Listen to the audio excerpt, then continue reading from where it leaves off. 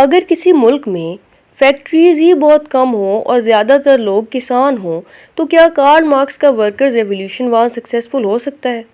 Marks کہتا تھا revolution کا لیڈر انڈسٹریل ورکرز ہوں گے، لیکن چائنا میں اس وقت ورکرز بہت کم اور فارمرز بہت زیادہ تھے، تو پھر ریولیوشن کیسے آیا؟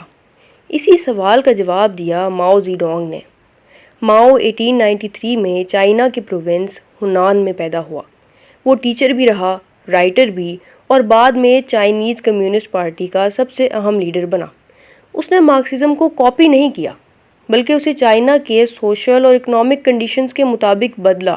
اسی وجہ سے آج ہم اس کی فلسفی کو ماؤزم کے نام سے جانتے ہیں۔ اب دیکھتے ہیں ہسٹوریکل بیک گراؤنڈ۔ ماؤ کو سمجھنے کے لیے اس وقت کا چائنا سمجھنا ضروری ہے۔ 20th سینچری کے شروع میں چائنا بہت کمزور تھا، فورن پاورز کا انفلوئنس تھا، اکانومی ویک تھی اور زیادہ تر عوام گاؤں میں رہتی تھی۔ فارمرز غریبی اور زمینداری سسٹم کا شکار تھے۔ ماؤ نے یہ سب دیکھا اور کہا چائنا کا ریولیوشن فیکٹریز سے نہیں گاؤں سے شروع ہوگا۔ یہ بات مارکس کی تھیری سے مختلف تھی۔ ماؤ کی امپورٹنٹ رائٹنگز میں آن پریکٹس، آن کنٹراڈکشن اور لٹل ریڈ بک بہت مشہور ہے۔ ان رائٹنگز میں اس نے ریولیوشن، لیڈرشپ اور سوسائٹی کے بارے میں اپنے آئیڈیاز ایکسپلین کیے۔ اب دیکھیے ماؤزم اینڈ پیسنٹ ریولیوشن۔ اب آتے ہیں ماؤ کے سب سے امپورٹنٹ کانسیپٹ کی طرف، ماؤزم۔ سب سے پہلا ڈفرنس، مارکس کہتا تھا ریولیوشن کا لیڈر انڈسٹریل ورکنگ کلاس ہو، لیکن ماؤ کہتا تھا چائنا میں اصل ریولیوشنری فورس پیسنٹس یعنی کسان ہیں۔ ایک سمپل اگزامپل لیں، اگر کسی اسکول میں 95% اسٹوڈنٹ سائنس کے ہوں اور صرف 5% کامرس کے، تو اسکول الیکشن جیتنے کے لیے کس گروپ کی سپورٹ زیادہ امپورٹنٹ ہوگی؟ Obviously science students. اسی طرح ماؤ نے کہا چائنا میں ورکرز بہت کم ہیں، اسی لیے ریولیوشن کی طاقت کسان ہوں گے، اسی لیے اس نے ولیجز کو ریولیوشن کا سینٹر بنایا۔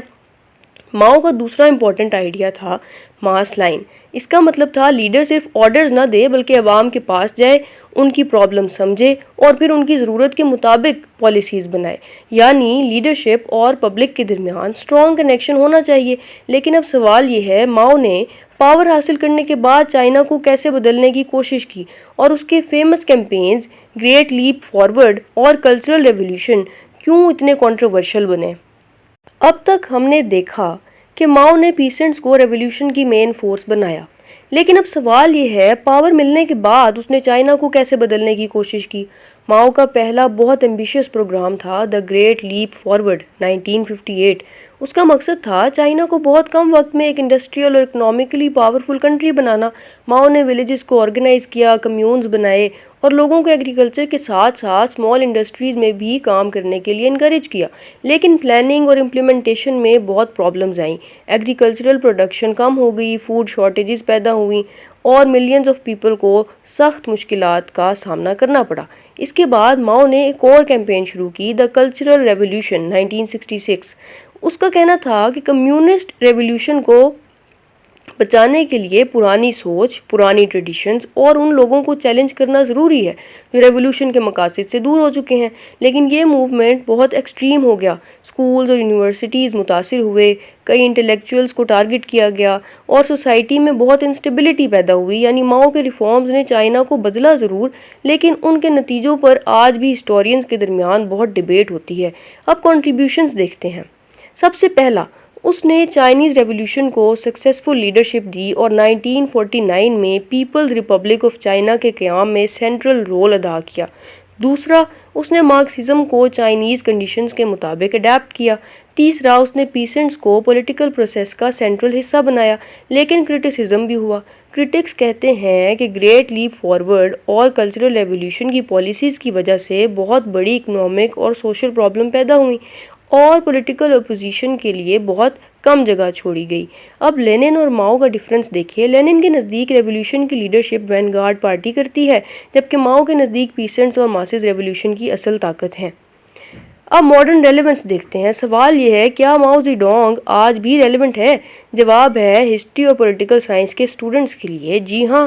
آج بھی جب چائنا کی پولیٹکس ریولیوشنری موومنٹس، لیڈرشپ یا آئیڈیالوجی کی بات ہوتی ہے تو ماؤ کا نام ضرور لیا جاتا ہے۔ اس نے دکھایا کہ ایک پولیٹیکل آئیڈیالوجی کو ہر کنٹری کے سوشل اور اکنامک کنڈیشنز کے مطابق موڈیفائی بھی کیا جا سکتا ہے۔ اسی لیے ماؤ صرف چائنا کا لیڈر نہیں بلکہ 20th سینچری کا ایک بہت انفلوئنشل پولیٹیکل تھنکر بھی مانا جاتا ہے۔ اور اسی کے ساتھ ہمارا آج کا لیکچر ختم ہوتا ہے۔ اب آ جاتے ہیں پرسنل ویو کی طرف۔ اگر میں ماؤ کی بات کروں تو مجھے اس کی سب سے انٹرسٹنگ بات یہ لگتی ہے کہ اس نے بلائنڈلی مارکس کی تھیوری کو فالو نہیں کیا بلکہ چائنا کی گراؤنڈ ریئلٹیز کو سمجھ کر ان میں تبدیلی کی۔ یہ ہر پالیسی میکر کے لیے ایک امپورٹنٹ لیسن ہے کہ تھیریز اور پریکٹیکل کنڈیشنز کے مطابق اڈیپٹ کرنا ضروری ہوتا ہے۔ لیکن میرے خیال میں کسی بھی ریفارم کی سکسیس صرف اچھے انٹینشن سے نہیں ہوتی بلکہ اس کی پلاننگ، امپلیمنٹیشن اور اکاؤنٹیبلٹی بھی اتنی ہی ضروری ہوتی ہے۔ اسی لیے ماؤ کی فلسفی کو سمجھتے وقت ہمیں اس کی اچیومنٹس کے ساتھ اس کی شارٹ کمنگز کو بھی آبجیکٹیولی دیکھنا چاہیے۔ اگر آپ کو ویڈیو یوزفل لگی ہے تو اس کو لائک اینڈ شیئر کر دیں، اور ہماری سیریز کے اگلے لیکچرز سے اپڈیٹڈ رہنے کے لیے چینل کو سبسکرائب ضرور کر لیں۔